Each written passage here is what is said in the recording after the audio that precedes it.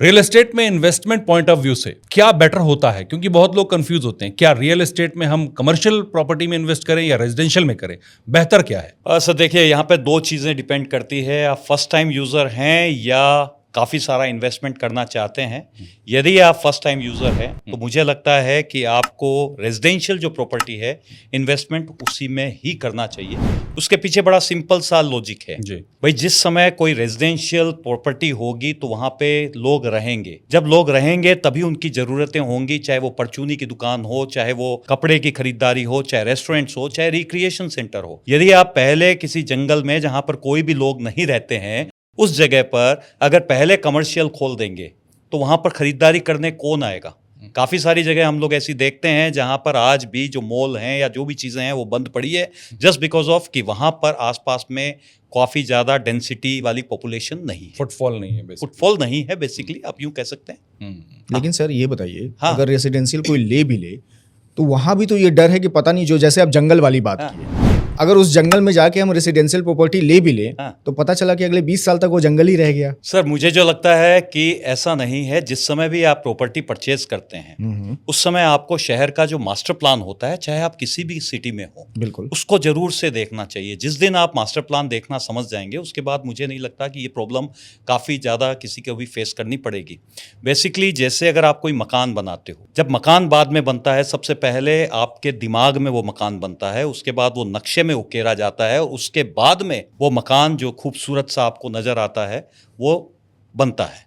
ठीक उसी तरीके से जब भी कोई सिटी डेवलप होती है तो सबसे पहले उसका मास्टर प्लान डेवलप होता है। ठीक है सर। उसमें हर जो भी इंफ्रास्ट्रक्चर से रिलेटेड जो भी चीज़ें होती हैं हर चीज़ों का उसके अंदर ब्यौरा होता है। मेट्रो कहाँ आएगी, आपका रेलवे स्टेशन कहाँ आएगा, उसके बाद रिंग रोड कहाँ आएगी, एयरपोर्ट कहाँ आएगा, यानी जो भी एमिनिटीज़ फैसिलिटीज़ जिससे हर आदमी प्रभावित होता है उन सारी चीज़ों का उसमें ब्यौरा होता है।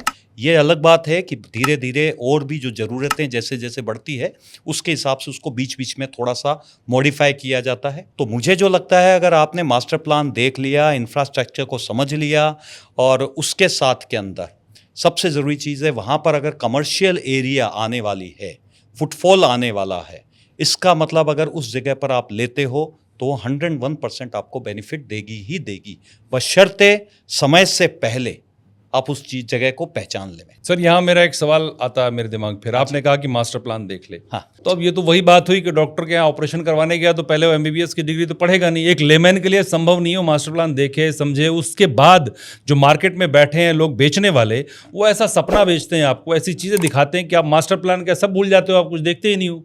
आज अभी बस चेक दे दो आप, अभी सब ये खत्म हो गया, बिक गया, ये हो गया, वो हो गया। तो एक लेमैन कैसे डिसाइड करे, वो कहाँ से मास्टर प्लान देखे, कैसे फैसला ले, ये बताना ज़रूरी है आपके लिए। सब प्रॉब्लम तो यही है, यहीं से प्रॉब्लम शुरू होती है कि कोई आदमी अपने जीवन भर की कमाई लगाना चाहता है, बावजूद उसके वो थोड़ी सी मेहनत करना ही नहीं चाहता। चलिए मैं आपसे एक सवाल पूछता हूं, जब आप एक मोबाइल परचेज करते हैं, एक शर्ट परचेज करते हैं, तो क्या एक जने के कहने मात्र से आप वो शर्ट परचेज उठा लेते हैं? बिल्कुल नहीं। क्या एक जने के कहने से आप मोबाइल उठा लेते हैं? मोबाइल तो दूर की बात है सर, मोबाइल का एक जो कवर होता है 500 रुपए का आता है, उसके लिए भी आप 7 दुकानों में भटकते हो। एक फल फ्रूट सब्जी लेने जाते हो तो 5 जगह पे भटक के उसके बाद उसको अच्छे से चेक करने के बाद ही आप उसको बाय करने का देखते हो।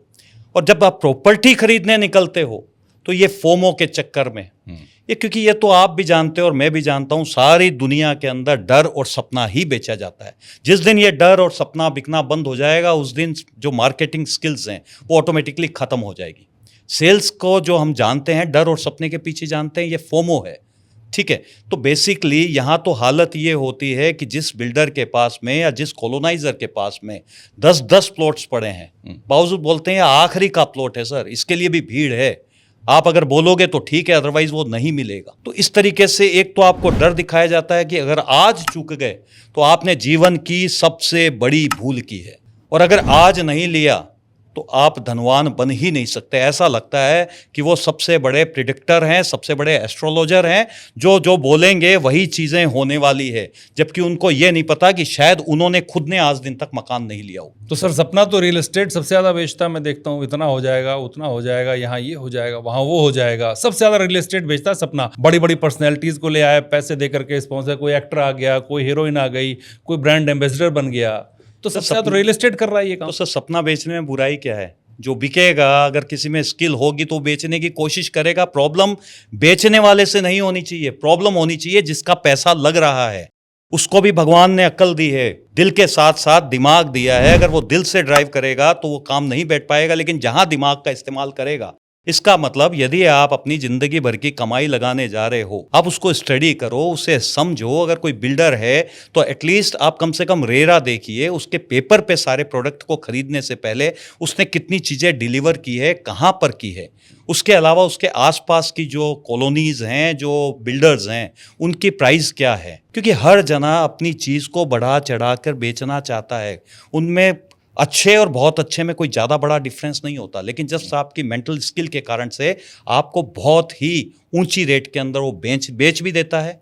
एक्चुअली वो आपको फंसाता नहीं है, आप खुद उसके जाल में जाकर फंसते हो। माफ़ कीजिएगा, मैं ये सभी बिल्डर्स के लिए बात नहीं कर रहा, लेकिन कुछ बिल्डर्स हो सकते हैं जिनकी मैं बारे में बात कर रहा हूँ, जिनका टाइम से डिलीवरी नहीं दे पाते वो।